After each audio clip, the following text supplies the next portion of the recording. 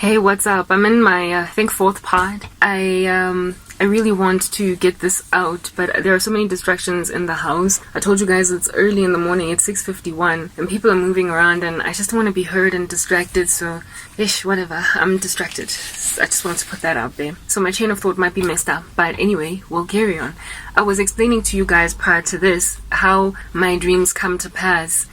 Sometimes the details, when they come together, when they mesh, the contexts are different, the geographical locations are different, but the facts of the outcomes are true. And it's very frustrating for me when I want to try and block something or prevent it because I don't like what I saw in my dreams.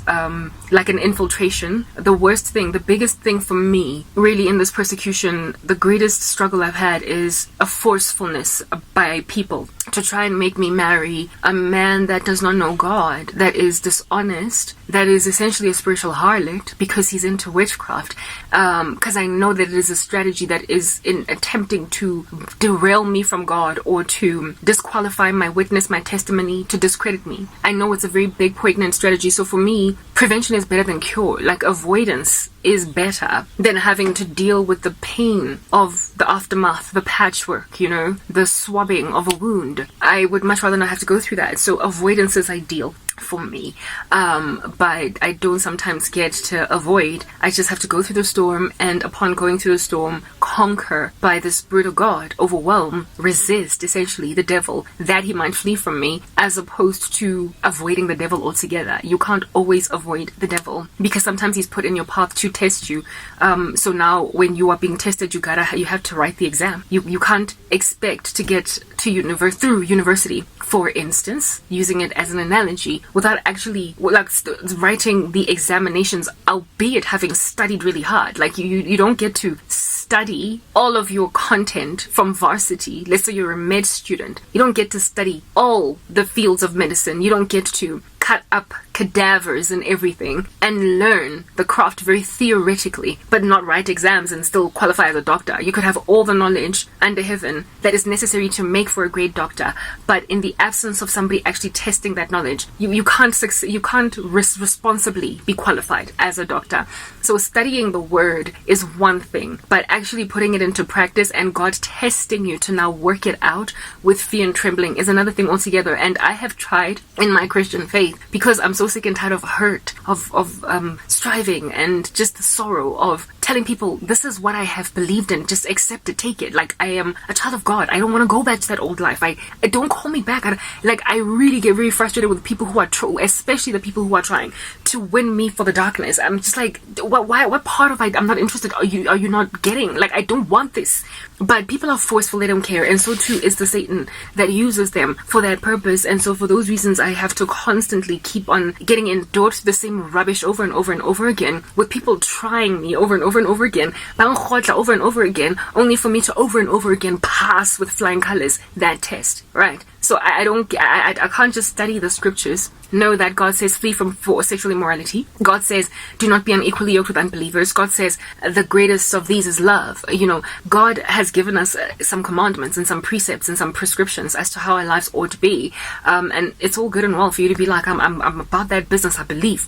I take it, but it's another thing altogether to actually write the exam and pass it within the time span that you've been given. So I long story short, I hate exams, even though I am quite the academic in studying. Like it's like putting in the time in med school to actually really just go through all those thick books, night upon day upon night upon day, grinding, burning the midnight oil just to consume content, memorizing the human anatomy, everything, and then just like not wanting to write an exam because you get the shakes, you freak out, you sweat, and you are worried that you're going to fail, but you've got the content, you've studied, and you are ready essentially 100% to write, but you would much rather not go through the nerves of writing an actual exam. I have a thing about being tested. For me, it's like I believe God. I believe, obvious. I'm not going anywhere. And when these tests come flying at me like a kick, kung fu artist, I'm like, but don't you see I'm gonna duck it? It's obvious I'm gonna duck you. It's obvious I am going to sever your leg when you bring to me a flying kick. Like mid-air, I'm just going to go chop you up because I got a samurai sword. So So why even bother trying to kick me with your boot print? Because I'm still going to chop it up mid-air. The frustration is in Tabore. I know the content, the theory, I believe, but I am freaked out by the test. And that's only because I've been going through so much for so long that I feel like the test should be done. The exam should be done by now. It's been 8 years of persecution. I have been long suffering sufficiently. It's time for me to now go and finally just be a doctor. Okay, let me just go practice like medicine. What is with the exams? The extra. In my 10th year, 20th year, how many years must I be in school? But God knows when he's going to take us out of this. So another challenge that I've got is in the fact that I keep on getting tested with the same thing over and over and over again. There is one poignant, very particular, like erect, it appears monolithic strategy against me at present, and it is to ward me off to an unbeliever first and foremost. Secondly, ward me off to a man that I did not pray to God for. In light of the things that I put down on a piece of paper, the petition to God, he says, ask me and I will give you. And when I do give you, when you wait for me, you will receive exceedingly and abundantly that which I have, that which you have asked me. I'll give you exceedingly and abundantly more than what it is that you have asked me. I will give you what mind never saw, like neither eye has seen nor ear heard. No mind conceived the things that God has prepared for those who wait on him. Indeed, that speaks about eternity, but it also speaks about what you gain from God upon waiting for him here. The fruit of delayed gratification. The Lord makes it clear that if you wait for me, what I give you, you won't even be able to fathom it when it comes into your path. It's going to be so much more than what under heaven it is that you asked for, that you're just going to know that I done given you a good and a perfect gift, which is from above and from the Father of heavenly lights. So if you then as a Christian pray to God about something and you are long suffering in waiting for it to come into your pathway, if you allow yourself an unroot getting that gift, if you allow yourself to down tools and throw in the towel midway or 3/4 in or even 8/9 in to your fulfillment of that long suffering before you get your gift from God, your present, your reward in the end for waiting, the earnestness of it all. Do you understand the level of discrediting of your testimony that is going to be shrouded by that compromise? You will have waited for 10 years for something from God, and literally 2 days before you got it, you decided to settle for something else. And so people are going to look at you on you waited 10 years for that?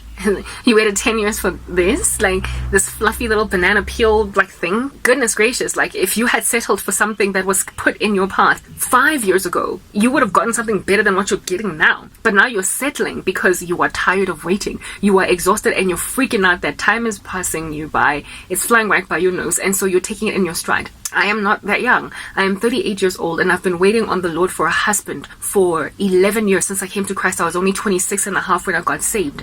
I am broody like no man's business, so I desire to have children, and my biological clock is ticking. I currently have a geriatric womb. After the age of 35, you have a geriatric womb. So for me, it's about the biological clock that's ticking. It is about the fact that I ain't getting any younger. And so the thing that I asked the Lord for when I was 26 is apparently no longer within my reach and my grasp, because now I have aged an entire 11 years, and women at my age apparently allegedly don't get to have brand spanking new, fresh out of the box Ken dolls wrapped up for the proverbial Barbie that is Karabo. Now Karabo, you're older, so you're gonna have to take a divorcee, you're gonna have to take a dude with 10 kids, you're gonna have to take something that is a little bit compromised. And so the more farther down your journey of waiting you are, the more tempted you are to compromise, because the more you are tempted to also lean on your own understanding and wait not any longer. So you will literally grab any random newly divorced guy that'll be like, you're different, I'm gonna love you better than my wife, and you just kind of run with him into the sunset, notwithstanding the fact that Christ had made it clear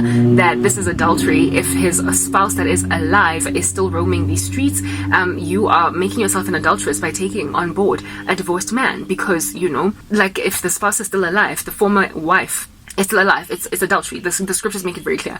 But when your geriatric womb is gawking at you, and you in and of yourself are older, you know, and you feel as if though, but what's there left for me, you might find yourself compromising. And so I am being lambasted by the pursuit of that level of compromise like no man's business. Let's move to the next part.